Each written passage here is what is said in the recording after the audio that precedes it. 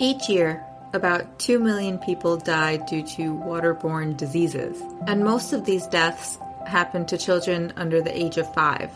In low-resource communities within countries like Zimbabwe, there's a huge societal burden when it comes to water collection, and this burden is often put on the backs of women and mothers. Women and mothers who are disadvantaged in terms of nutrition and food security, disease risks, reproductive health, personal safety, and access to education. They wake before the sun rises to trek miles and miles to seek water that may not even be clean or potable. Sometimes all they find is mud water. Today, I get to speak with Lumbie Mlambo, a trailblazing woman who just happened to stumble into the field of philanthropy and never left. Inspired by her orphaned father who never went to school, but served as a revered humanitarian in his local community, Lumbie took the leap to continue her father's legacy. As a result, she started a 501c3 nonprofit called JB Dondolo after her father's namesake. JB Dondolo's mission is to make it easy for marginalized communities to access natural resources essential for life, like water. When she took this leap, she didn't realize just how much work it would take to just provide water. And she didn't realize just how precious it was to the communities she was serving. What signs do you look for when you seek water? Where do you drill? What equipment do you need?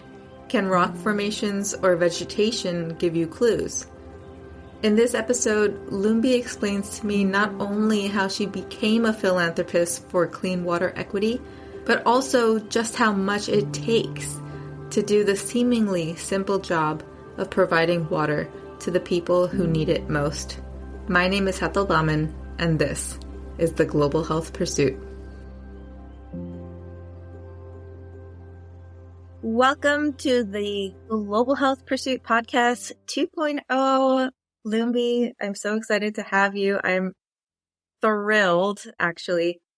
I have to tell you that every time I go onto LinkedIn, I see a post that's like, I've just gotten nominated for another award and this award and that award. And I'm like, oh my gosh, this woman is just like killing it out here. So I just want to say, just recently, I heard that you got nominated for the 2023 Women Changing the World Awards.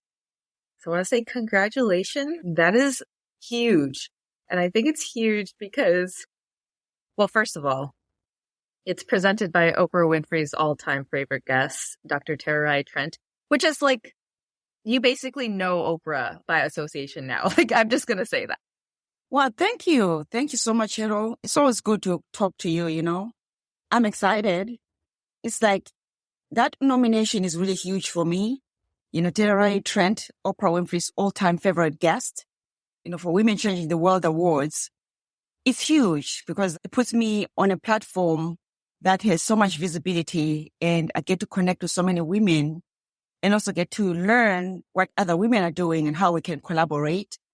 So it's huge for me. It's huge. I'm excited. I tell you, it's just been to see one thing after another. Yes. It's like when it rains, it rains. You know what I mean? Oh, yes, it pours. It pours. And when it doesn't rain, it just doesn't rain.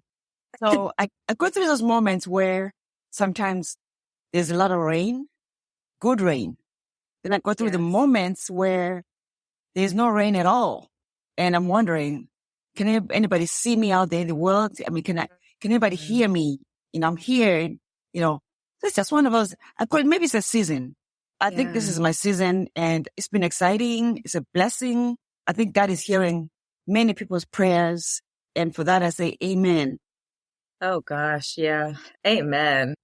What you said is so true. You know, when it rains, it pours. It's crazy. I just want to talk a little bit more about the award, because for anybody who doesn't know about the Women Changing the World Award, I want to just give a little bit of background on what it is. So essentially, the award is to celebrate and recognize women who are achieving outstanding success in all of these areas, such as sustainability, humanitarian work, leadership, advocacy, tech, product development, education, health, and innovation. So it's like a whole slew. But the awards are designed to recognize the growing number of women who are leading the way in making the world a better place for us all. And then on top of that, inspire other women to answer the call to action. And I think, like you said, it's a platform where you're not only recognized for the great work that we're going to talk about today that you're doing, but also it exemplifies the power of being a woman in this world. I find it so inspiring. And the fact that you're so humble about it, it just touches my heart. So, Lumbie, I want to start off this podcast just by asking you to briefly talk a little bit about your story and tell us what you do. Yeah, I like what you said really about the Women Changing the World Awards. Like kind of bringing to light, to visibility, the women that may be celebrated, but people don't really know about those women. And people may not even know what they do. So I like the elevation and kind of bringing to focus those women. The way I look at it is like, whether I win or not, I'm already a winner. Just to be nominated and to have my name mentioned is huge. That means somebody sees me. So winning, it doesn't really matter, especially for nonprofits, because nonprofits, we don't compete. We work together to achieve a common goal. Because as a nonprofit, we all want to see, we choose to see how we live now, be the best and be how we want to see the world now and in the future. We choose to make people happy. We choose to make everything right. We choose to do things that are going to make this world a better place, let me say. So it's all about sustainability. It's all about making sure that what we do today outlives us, outlasts us. It's for our children, our grandchildren, and our great-grandchildren. So therefore, what I do has to do with that. I make sure that I provide women and girls with clean water, sanitation, and hygiene so that they can have equitable lives. Because when you think about it, women are the ones that have the task of collecting water. And women are the users of water more than anything else, more than anybody else. Because we just need water for our sanitary needs, for everything, for cooking and everything. Not that men don't. They do, but not as much as women do. So my mission and my vision has always been to make sure that I make that resource, that natural resource, be available to all, wherever they are, so that it's never an issue. So that when people look back and when they look at everything, they appreciate the life that they have and where they've been and understand that without water, there is no life. Because really without water, there is no life. So that's what I'm doing, making sure that through provision of water, everybody has a better life and gets out of poverty.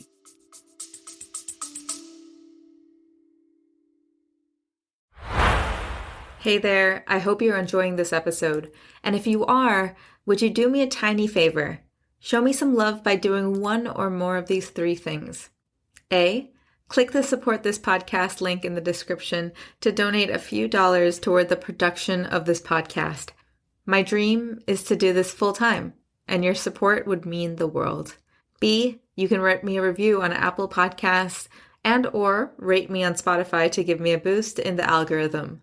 Or C, share this episode with someone who would love it just as much as you do. I truly and deeply appreciate you. Let's get back to the episode.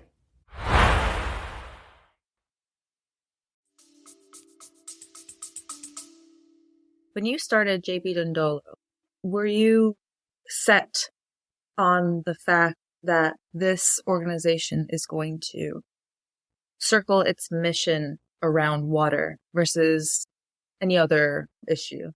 Not at all. I mean, it was not even in the picture. I never dreamed of it. It's something that just, one of those things that you just stumble upon. And you just ask yourself, is this really happening? Why would I even get any interested in this? I mean, why would I be interested in this thing? So it started out with, can you just go help this community, this clinic at Igosi Clinic, can you just go help those women so that they have beds for delivery, maternity and delivery?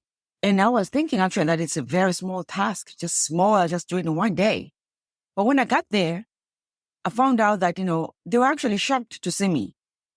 Like, what are you doing here? Who asked you to come and help us? We know your father, but you, they were kind of shocked. And they were kind of like also wondering, why the beds for women? Why not water? So they asked me for water. And I was like, you're telling me that you want water over a clinic, a functional clinic. You want water. Why would anybody decide that? Why would anybody even say that? To me, it looked like kind of crazy. I was so naive too. I wasn't even a philanthropist then. I was fresh out of school, just going out into the world, just going to see what's going on, just trying to finish my father's mission, make him happy, make him proud, in heaven where he is. I was just excited to go finish his work. What was his work? His work was to refurbish a clinic so that women had beds for delivery and maternity and recovery, and to make sure that the clinic was pretty much renovated. So when I went, I was under the impression I was going for that. I was not under the impression that I was going to be asked to provide water. And me being naive, I thought, well, since now they're kind of was sort of like a challenge to say, you either give us water or leave us alone. So I was like, okay, fine. Why don't I just give you water? I'll just come back here same day or tomorrow and give you water. And then maybe let me finish up my father's work, and stuff like that. And little did I know that just to provide water is a huge task. Huge. It took me years. When I finally did it, I thought to myself, oh my God, now I understand why. How could these people live without water? How could the clinic function without any water at all? What do they take? What do they use to take their medicines? Do they just chew tablets and how do they do it? That's when I realized, that was a need, not just for the clinic, but also for the entire community. They needed clean water. Because when we installed that filtration system, it was really surprising to me how many people came around just to look at it. I think you told me in a past conversation that people were taking pictures with it too. I know. It was beautiful, and we chose the color blue. It was a beautiful blue color. People would touch it and just smell it and sit on it and bring their food and eat by it and have conversations around it. They had no idea what it was other than water is coming out of here. We don't know what this thing is, but there's water inside, It was just exciting. It was exciting to watch, people's reactions. And it made me happy, to be honest with you, that we gave this to the clinic, but the entire community, even the greater community, came around just to support and celebrate. So that was huge. That is huge. Yeah.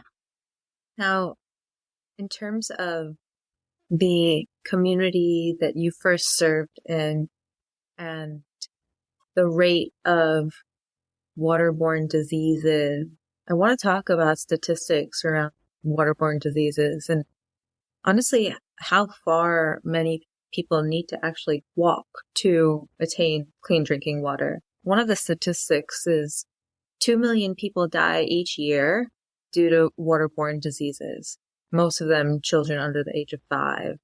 And in one of your communities that you work in, Matobo Hills. Yes, Matobo Hills, you say that 67% of people living in rural Zimbabwe, that amounts to 10 million people, don't have access to safe drinking water due to severe droughts, poor rains, floods, and while only 35% of Zimbabwe's population has access to improved sanitation. And when you are able to witness this, what is life like on the ground in Zimbabwe? It's amazing because the statistics don't lie. That's the fact. I used to think that it's just the people in the rural area, like in the countryside, that didn't have water or clean water at all. And I realize now that it's actually the same everywhere. All across, people in town, in big cities, in Zimbabwe, they don't have water. It's the same. So I almost feel like this needs to be updated. The statistics should be updated to include not just people in the countryside, but people in the city, in urban, because when I was there this time, several times I was there, I was very disappointed. Tell me more about that. Because I actually thought that in the countryside, they were much better than in the city. Looking at the life, how it is and how shortage of water, and that people go like for days without water in the city. To me, that was amazing. That if they had water, it was just like drops of water, not even water. What they call water was not even water. But nonetheless, I did realize that, especially in Matubo Hills, people would walk up to 18 miles a day. That's like both ways. Both ways, 18 miles. Yeah. And that's like the whole day, literally just the whole day. Because, I mean, if you're spending that much, you're spending like almost 10 hours just to find water. Just walking. Just walking. And they didn't know where they would find it. They would just... Well, they knew where to find it, but it's not that close. Right. Yeah. But wherever they're going, it's like, who is telling them that where they're getting water, that water is clean and safe to drink? Because it looks clear, it doesn't mean that it's good to drink. So that's one of the things I could see, that people were just going because maybe the water over here is muddy. They were drinking like black water, like mud water. That's why they're drinking mud. It is so dry. It's like a very, very dry region because of lack of rains or flooding, rocky mountains, and just very hard to find water. So we found out ourselves, looking for water in all kinds of places and not finding it. And people getting very disappointed. I think like 3 or 4 times we've been there in Matubo Hills. We couldn't find water. We'll be there the whole day. We couldn't find water. And just the look of people's faces when you say there's no water, I mean, it's really devastating because you don't want to deliver the news to them. So guess what? We've drilled or we've done this and there's no water. It's very disappointing. You just want to say, you know what? We'll be right back. And maybe not this time, maybe next time we'll find some water. As I speak to you today, right now, as we speak, in Zimbabwe, in Igosi, we're trying to find water for a school, primary school that has 300 students. Actually, we're there today, went there early this morning. We did a borehole sighting and it proved to us that there's water. However, that water is like 75 to 95 meters deep. So we decided, okay, let's go down and see if we can get to that water.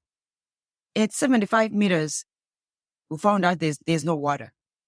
So now we don't know if at 95 meters there really is going to be water. This school, is so desperate. There is no water at all at that school. And this water that we're going to find, the system that we're going to build for them, was supposed to supply 2 schools. That would have been 500 students. So I'm just waiting to get the results from the team down there, what they're saying, if they found water or there's no water. Can you talk about the process of finding water and what you have to do for that? Right. The process is very intense in that it's not guaranteed. It's like, I really want to work with NASA or any institution that uses science technology.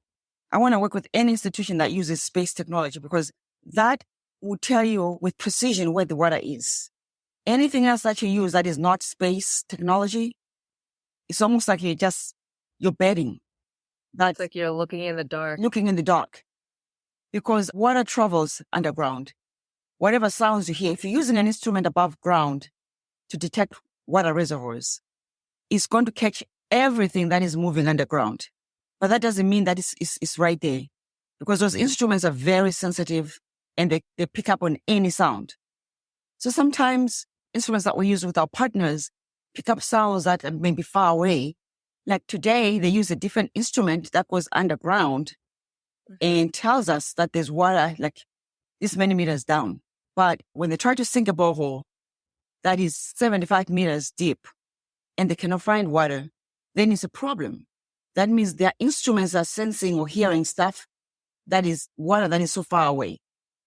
Reservoirs that are like maybe not even far away, but a distance away east.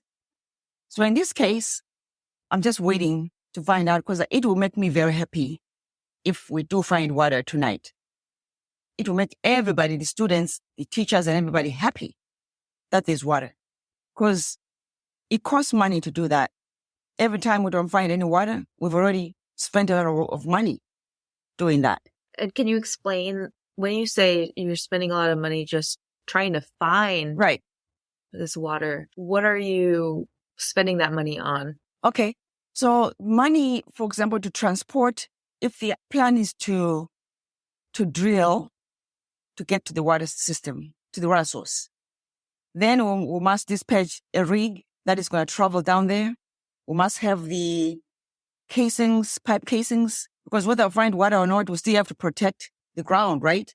We may need to still case it so that there's no damage. The people doing it, they're working really hard. Not everybody's going to volunteer to do that. So we have to pay for those people because it's a very dangerous job. If it's a rocky place, the rocks could come out there while you're trying to drill. They could hit you in the eye or could do anything could happen. It's very dangerous.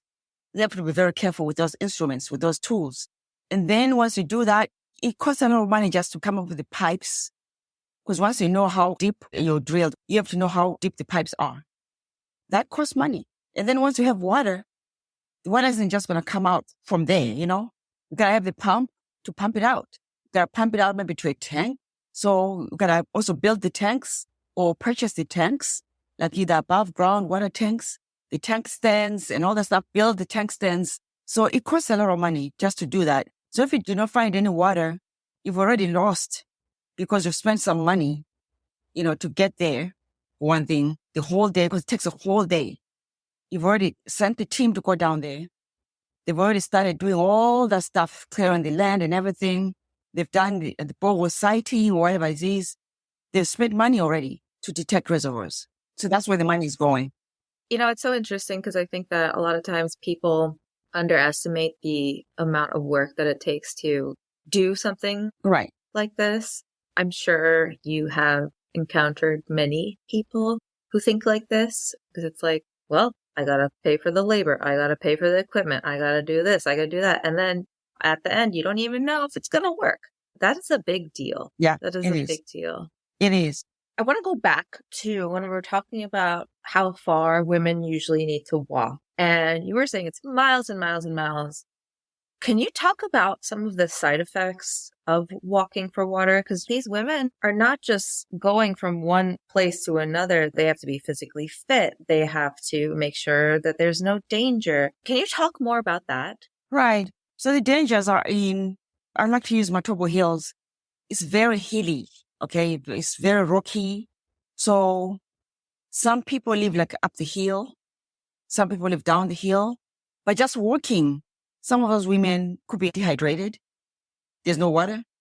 And it is hot. That's one thing. It is scorching hot. So imagine walking in the heat with no water. You could collapse. You could faint, right? Just contracting diseases, from lack of hydration. Heart disease. You could end up with high blood pressure for no reason. And other diseases, anything kidney-related diseases. But that's just one of the things. It's a health issue for women. And also, as women walk down that far and coming back late, sometimes they leave early in the morning when it's dark before it starts getting hot. The risk is that, those people that prey on women to assault them, like sexual assault and all kinds of things, abuse. So those are kind of some of the things that happen. Women know about it sometimes. It's like, they have no choice. Because sometimes you feel like you're going to fight these people. If you run into anything like that, you're going to fight your way. But sometimes you're not successful. Sometimes you just have to submit yourself to those kind of situations because to avoid any conflict, you just have to say, whatever happens, I'm okay with it because I really need to get some water. So if it means me getting assaulted, so be it. So there's all kinds of things. People end up losing hope and just self-esteem and dignity. So what's JB Dondolo doing to protect those women where in communities where the water hasn't come yet? Well, there's really nothing much we can do right now because I cannot stop people from trying to get water right, where they can find it. But I think we've raised enough noise and talked about women as, being assaulted, sexually assaulted.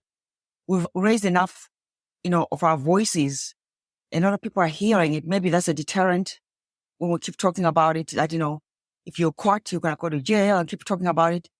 Maybe that in its own is a deterrent so that, women don't have to go through all this trouble and all these assaults. I think the only way to get the women out of this trouble is to have water. So for that reason, JB Dondolo installs clean water systems with intentional placement within communities to benefit women and girls, so they don't have to walk miles to find water. That is the reason why we have to put the water systems within the community, because we don't want to just supply the water system for one person. Right. So make it be a community water so that the whole community is responsible for this water. The whole community drinks out of they get the water from the same tank. It's enough for the whole community to have water from that tank, because it's a big tank. I think the biggest one that we've installed so far is a 5,000-liter tank. Wow. So filling that up, and people coming to get water and filling it up again when it's like halfway empty, we fill it up again. So there's always water in the tank. So that's what we've been doing. Yeah, I just had this thought where I know you're trying your hardest to get water systems in all these communities. But in the interim, I wonder if you could, and this is just like me spitting out ideas, but I wonder if you could maybe hire a driver or somebody who can escort women to the place of water so that they can essentially stay safe. Oh, that's a great idea, actually. The thing also is that this person will have to work with the women, I guess, because it's not like these are their roads or anything. Mm. Oh, okay. So it's also the infrastructure. You need the infrastructure to even drive a car. Right. So this person will have to be committed to working that long every day. You know what I mean? Wow. Like not maybe have a community, pay people to work with women, some men to work with women all the time, to say when women are going to fetch water, there should be men working with them. And if any man does that, we'll pay them. That would be a good thing to do. It's an idea. It's a very good idea. I like it. Yeah. We're starting a new program. I like it a lot. So I want to talk about how JB Dondolo is also focusing on the U.S. too. A lot of times when we talk about this issue of water insecurity, it's like, oh, we're always thinking about like low resource areas, low income countries. But you brought to light, which I actually didn't know, about some communities in the U.S. that also need water. Can you talk about that? Yeah. It's amazing to me because most of the times if you're thinking, in your mind, you're thinking, well, I mean, this is an advanced country. This cannot be happening here, right? But it's amazing to me that a lot of people here in this country do not have water at all. If you look at places like Flint, Michigan, for example, they had that water poisoning with lead. If you go to Newark, New Jersey, it's the same thing. Several places, many places in the U.S., you run into those issues where people don't have water. And I'm always amused by the fact when they talk about there is no water, no clean water, and they cannot cook, and they have to drink out of bottled water. I'm always really intrigued by that as to really how long can you drink, can you live on bottled water to bathe and cook and consume? I don't know how long you can live like that. It's also an expense. It's very expensive, yeah. So we've had to go to those places like that and provide our services. If you look at the Navajo Nation, for example, Navajo Nation is like in Arizona where we went, where we were supported. It is not different from Matoko Hills at all. You can put them side by side and compare. It's like exactly the same, the terrain and everything. So similar. And the issues that women face all across, just the same. And this is in the US. So it doesn't matter which part of the world. To me, it's like wherever you go, you're going to run into this problem. So, which is why JB Dondolo is international. In that we're here in the US, we try to help as much as we can because water is a global thing. It is a global initiative. Anybody who works on water issues understands why, water is needed everywhere. it doesn't have to be just one country. A lot of countries don't have water. So we try to help as much as you can wherever you are to make people feel comfortable, live better, have healthier lives and all that stuff. So yeah, we do go out there and here in the US and do the same. Whatever we do in Zimbabwe, we do it here as well. It's not different. I want to challenge our listeners to go 6 hours without water. Maybe if you're feeling adventurous, a whole day without water. Yeah.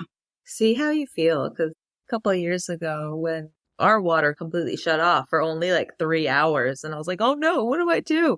And it's like, oh my gosh, you just take this for granted. I saw on your website when I was doing some digging that you do a lot of scientific testing and you use geologists to study and collect data, basically data on rocks. And I was wondering, what does rocks have to do with water? Sometimes you want to look at the rock formation, what kind of rock it is. If you had to go underground, what kind of chances would you have? Do they break easily or are they solid and hard? Because we really want to study the land formation. Land formation is very important. The scientists also look at the sand. What does it look like? Is it like a desert type of sand? Because if it is, then you never find water. So it kind of gives them clues as to what kind of water you're going to get, if at all. But also it kind of gives us clues as to what kind of aquifers are there, if at all. So they study all that, they test and also what kind of diseases, has there been any contamination? If there was floods ever in the region, what did those floods do? What was swept in the region? So they look at all those things because it's important to know what kind of water, if you decide to provide water in that area, people need to know what kind of water they're going to be getting. It also gives us an idea whether we're going to have to treat the water once we find the water. Are we going to need to treat it? Is it safe to drink? Or is the water so contaminated that there's been chemical dumping there and it went underground and all that stuff? Is there maybe even lead poisoning and all that stuff? We test for everything to make sure the water is safe. I wouldn't have ever thought of that. Yeah. I'm just saying, I wouldn't have ever thought oh, let's hire a geologist to figure out if this is a good place to get water. Exactly. Yeah. Because sometimes it's okay, if there's no groundwater, perhaps we can capture water like atmospheric water. Maybe we can capture water in the air. So that study is important as well. How humid is it? Are there any trees around? Are people even planting trees or are they just chopping down the trees? Oh, because the existence of trees actually helps. Any type of growth in the area that is vegetation helps a lot. Yep. Which is why we came up with recently we launched something called the 100 Voices for Our Planet. Because we want people to live consciously and know that their actions in this world, on this planet, actually impact the availability of natural resources such as water. Because if you're going to chop down the trees, you're making it a desert. What are the chances that it's going to rain? What makes it rain and what causes the rain? How does it come about? Understanding that the importance of having a tree, just trees or any plants having leaves and all that stuff, what it does to the atmosphere. It's important. And also, it's important to know that when you throw things away like bottles or whatever on the ground, not disposing it correctly, that's contamination. Because not all forms of plastic is safe. Not all forms of stuff that you throw away is safe. So it may not be biodegradable.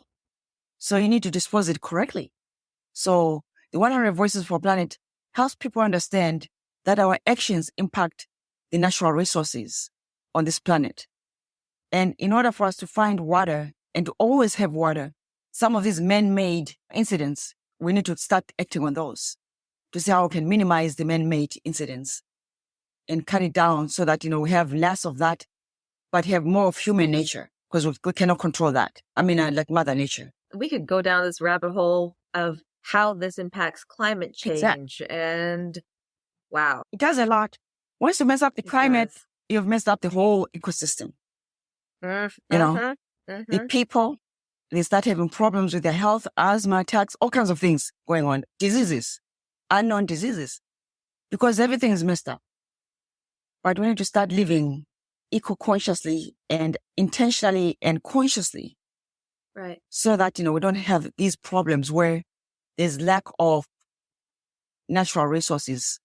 We take care of the soil so that there's not so much soil erosion. How we grow plants, how we grow anything, how we farm has to change. We need to farm the right way so that we don't damage the ground. So there's a lot of things we need to learn, and small things that we need to just practice. Small, simple steps can make a huge difference in life. It's so true. It's so true. The small steps.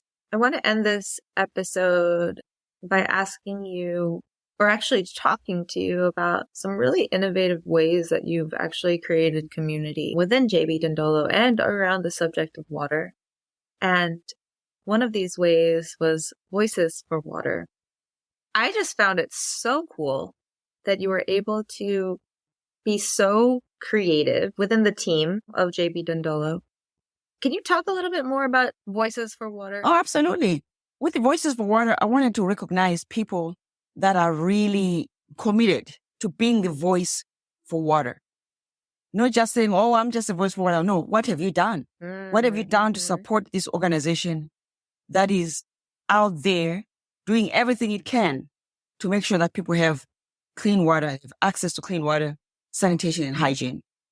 And honor those people, appreciate those people, and thank them for their service. That's the whole idea of the Voices for Water Awards.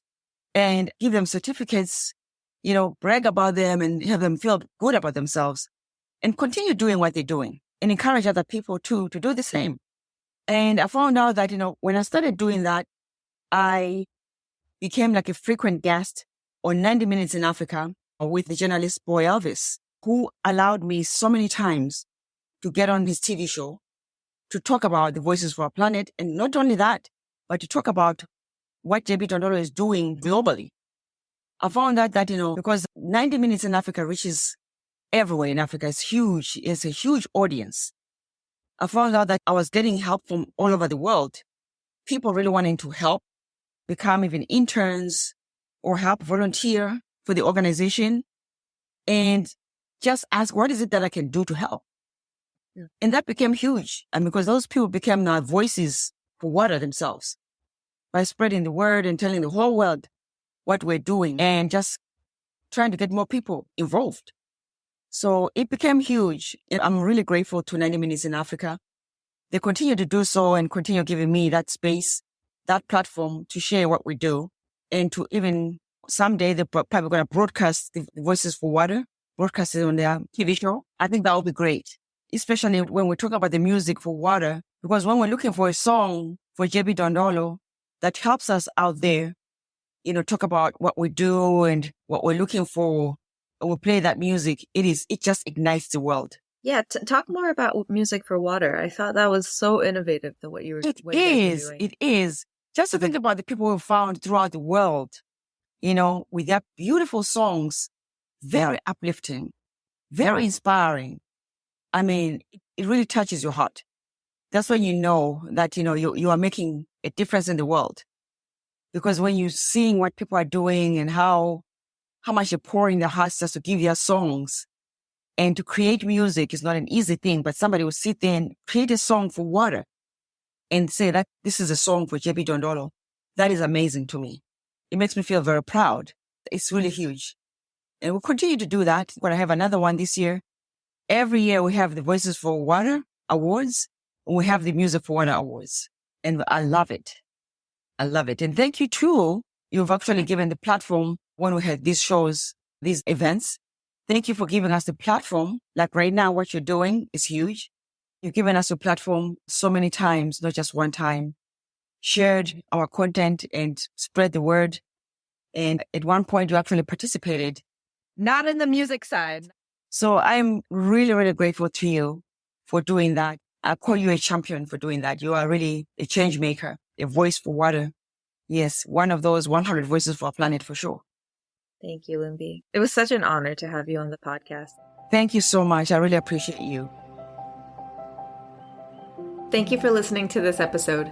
If you'd like to learn more about today's topic and guest, head over to the show notes linked in the description of this episode. There, you can get access to resources, links, and ways you can get involved in the pursuit for global health. And if you loved this episode, don't forget to write me a review on Apple Podcasts and rate the podcast on Spotify. It helps me get in front of more people just like you and continues to elevate the causes we are so passionate about. I'll see you in the next one.